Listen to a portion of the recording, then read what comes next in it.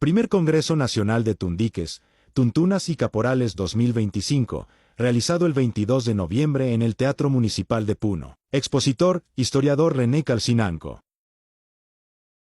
En esta ocasión vamos a tratar sobre los antecedentes, la recreación y la evolución de los caporales.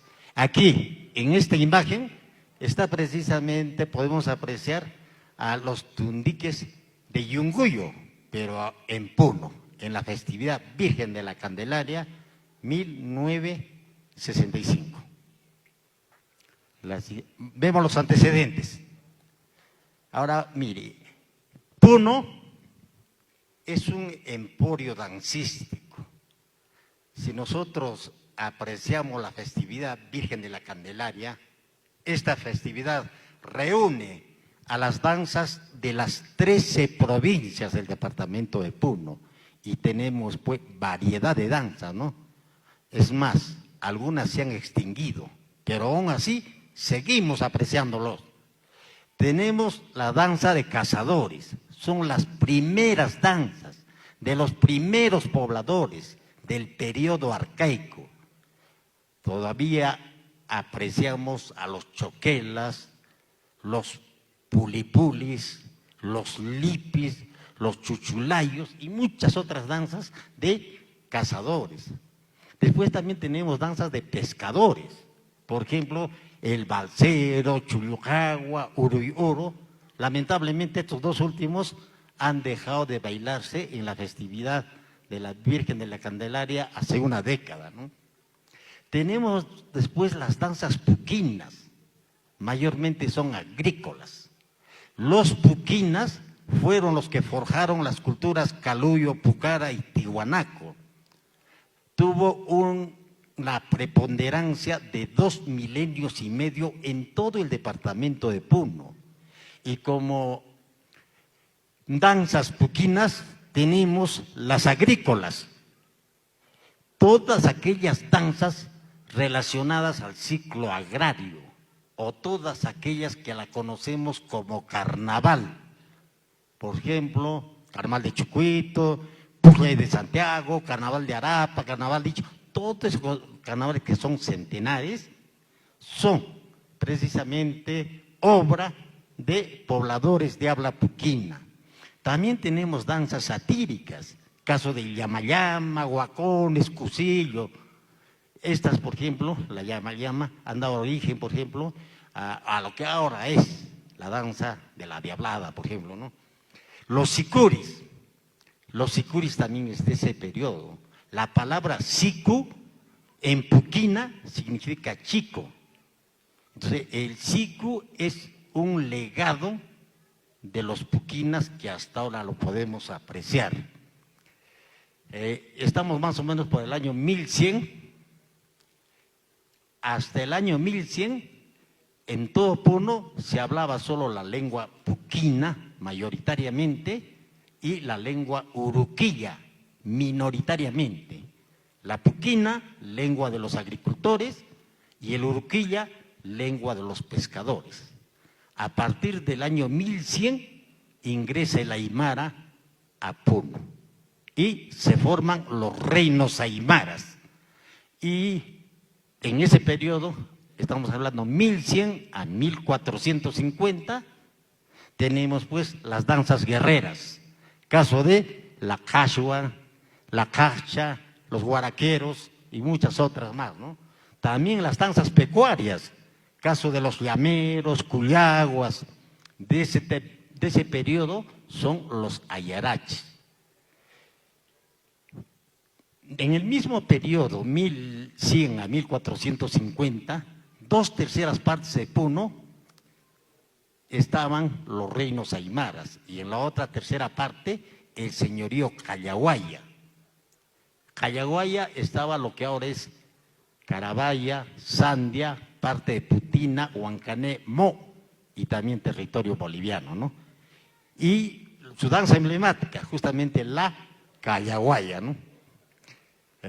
Tenemos también danza de los chunchos, porque también toda la ceja de selva estaba pues en el señorío Callaguaya. Desde el año 1450 ya tenemos la presencia inca, con el inca Pachacútec, ¿no?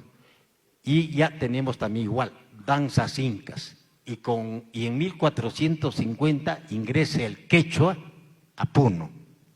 Entonces, en danzas quechuas, por ejemplo, o incas, tenemos la danza de los chasquis, taitas, incas y intitusos, ¿no? Después, desde 1532, diciembre de 1532, empieza la invasión boliviana, la invasión hispana al Collasuyo. Y desde allá tenemos el periodo colonial. Y de este periodo colonial también tenemos danzas. Caso de el tundique, morenos, diablos y muchas otras danzas más, ¿no? Y en el proceso de la independencia, estamos hablando de los últimos decenios del periodo colonial, entonces tenemos danzas que se reflotaron y otras que se crearon, sobre todo guerreras o que han satirizado al español, caso de el machutuzo, el auquiauqui, por ejemplo, ¿no? Y las danzas republicanas, tenemos también muchísimas, y las republicanas por lo general son danzas recreadas, y la danza emblemática es pues la pandilla puneña. La siguiente, por favor. Aquí, por ejemplo, tenemos una distribución del periodo 1100 a 1450. Los reinos aymaras eran Jana, toda la provincia de Ayaviri, parte de Cusco. De Ayaviri hasta Puno, los Collas. De Puno hasta Chacamarca, el nombre anterior, de Desaguadero, los Lupacas. Los tres son reinos aymaras. Y el señorío Callaguaya, lo que es Carabaya, Sandia, parte de Putina, Huancané, Mo, ¿no? Y periodo inca, todos los reinos aymaras formaron el Collasuyo. El señorío Callaguaya formó el Antisuyo. Puno, en sus 2/3 partes, estaba en el Collasuyo y en una tercera parte en el Antisuyo. Seguimos. Ahora, seguimos con que Puno es un emporio dancístico, con lo que ya indicamos, hay una riquísima tradición dancística en Puno. Por otra parte, queremos decir también, por ejemplo, algunos documentos coloniales o escritos coloniales. Creo que la mayoría conocemos los comentarios reales de los incas de Garcilaso de la Vega. Garcilaso de la Vega hace un recuento de todo el Tahuantinsuyo y habla de muchos hechos. Cuando le toca hablar de música y danza, estamos hablando del Tahuantinsuyo, pondera a los collas. Y los collas son Puno. Y lo que más pondera es el sicu, los sicuris. Y dice que lo mejor en música y danza es Puno. En 1609 escribió así Garcilaso de la Vega. Bernabé Cobo, 1653. A más de un siglo ya de la presencia hispana, Bernabé Cobo se encuentra en una fiesta puneña, aquí, dice en el Collao, Collao es Puno, en un pueblo de Collao, en la fiesta de Corpus Christi, estoy apreciando 40 danzas. De estas, las detalla algunas y dice, estas danzas provienen de diferentes naciones. Entonces, pasado un siglo de presencia hispana, las danzas continuaban en Puno y Puno seguía siendo un emporio dancístico, ¿no? Llegamos, por ejemplo, a la colonia y a la parte final. El 27 de diciembre de 1824, aquí, en la Plaza Mayor de la ciudad de Puno, el general argentino Rudecindo Alvarado proclama la independencia del Perú. 3 días después, los puneños de entonces juran sostener la independencia en la misma Plaza Mayor. Las autoridades de entonces, las primeras republicanas, convocan a todos y hay una serie de documentos en donde dice, vengan a celebrar la jura de la independencia con danzas. Entonces la jura de la independencia en Puno fue, pues, aparte de ser imponente, fue festivo, ¿no? Entonces, y con danzas, a la usanza puneña. Llegamos a la República, hay mucha información. 1934, el cusqueño María Eguren de la Rea. Para él, Puno es el que mejor concentra danza y música de todo el Perú. Así escribió él. Y él organizó un certamen nacional de danzas y al visitar Puno concluyó así. En 1967, José María Arguedas fue jurado de la festividad Virgen de la Candelaria y dejó todo un testimonio y escribió un artículo en El Comercio con el título Puno, otra capital del Perú. Y ahí indica Puno es la capital dancística de Latinoamérica. Así lo dijo José María Arguedas. Por esa documentación, después, en 1985, se promulgó pues una ley, que esa ley declara a la ciudad de Puno como capital del folclore peruano. Ahora, actualmente, la festividad Virgen de la Candelaria tiene 5 días. En 2 días apreciamos a las danzas originarias de las 13 provincias del departamento de Puno. Y en 3 días a las danzas con traje de luces. 5 días tenemos en la festividad Virgen de la Candelaria actual. En resumen, queremos decir que Puno por tradición ha sido un emporio dancístico. En cualquier departamento de Puno, en cualquier departamento de Perú o en cualquier departamento de cualquier país, las danzas se encuentran por decenas. Vamos al Cusco, Arequipa, se cuentan por decenas. Solo en Puno nosotros tenemos el orgullo, nos damos el lujo de contar nuestras danzas por centenares. Ya en una intervención anterior salió un folleto, por ejemplo, de 726 danzas al año. Está saliendo un libro con 1000 danzas puneñas. Solo Puno tiene esa capacidad dancística. Seguimos. Ahora queremos ver, ya en forma resumida, la presencia afro en Puno. Ya hemos escuchado varias ponencias y solamente queremos decir sobre la llegada de los negros. ¿Por dónde llegaron los afros? Por el norte, por el Perú. Del Perú se propagó en toda la América del Sur. Y en el sistema vial de entonces, el puerto del Callao era el principal centro del sistema vial. Entonces, del Callao se desplazaron a muchos lugares y hacia el sur. Entonces, la ruta es del Callao hacia el sur, no en sentido contrario. Entonces, así fue la presencia oro, ¿no? La ruta, por ejemplo, de la presencia afro, no solo de la presencia afro, de toda la cultura. Aquí me hacía una aclaración. En 1776 se crea el Virreinato del Río de la Plata. Hasta ese año, por ejemplo, toda la plata de Potosí se trasladaba de Potosí hacia el puerto del Callao y a España.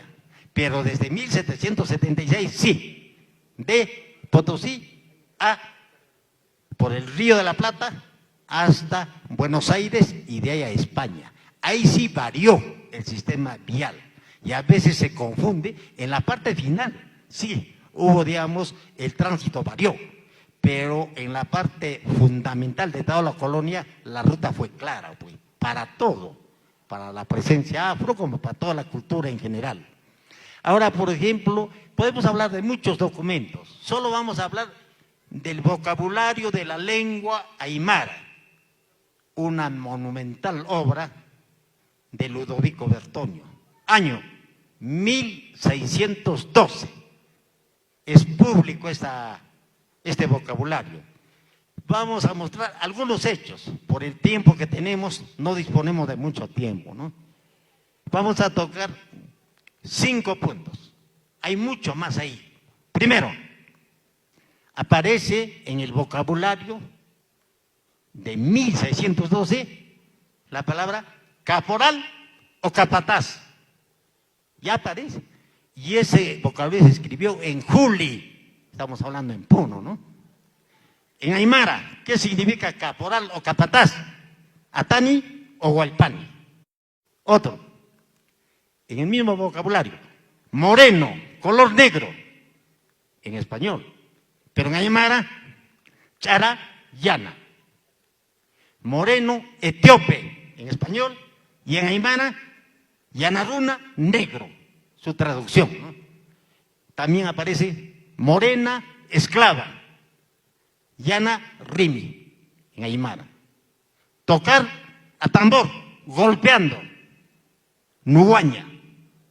Estamos poniendo ejemplo 5 aspectos. Hay mucho más, ¿no?, para detallar.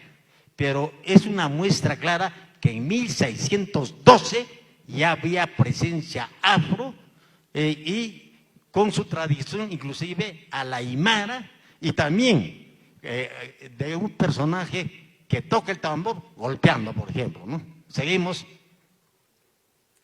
La siguiente presentación. ¿Nos podían apoyar con la siguiente presentación? Parece que no hay problemas de orden técnico. La siguiente presentación.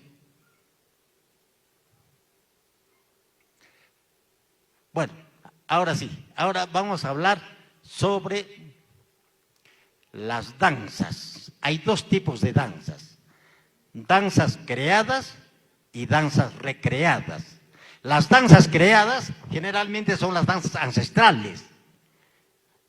Por ejemplo, las danzas de cazadores, las agrícolas, todo eso se ha creado y hasta ahora lo podemos apreciar. Con una serie de variaciones continúan. Pero las danzas recreadas generalmente son republicanas, contemporáneas, que se han recreado en función a otras danzas. Entonces, por ejemplo, danzas recreadas, la pandilla puneña. La pandilla puneña se ha recreado en función a muchas danzas puneñas, inclusive europeas. Está la cuadrilla española, el minuet francés, por ejemplo, ¿no? Entonces, esa es una danza recreada. Por otra parte, queremos decir, por ejemplo, los caporales, estamos hablando de los caporales. Los caporales, pues, es una danza recreada y reciente, ¿no? Y, por ejemplo, para los caporales, ¿sobre qué danzas se ha recreado? Tundique, la saya, los negritos, el kirki y otras danzas, ¿no? Ahora también queremos, igual, la morenada deviene de la danza de los morenos. La diablada deviene de la danza de los diablos, ¿no? En suma, los caporales, la morenada, la diablada, pues son danzas recreadas, ¿no? Seguimos con la siguiente presentación.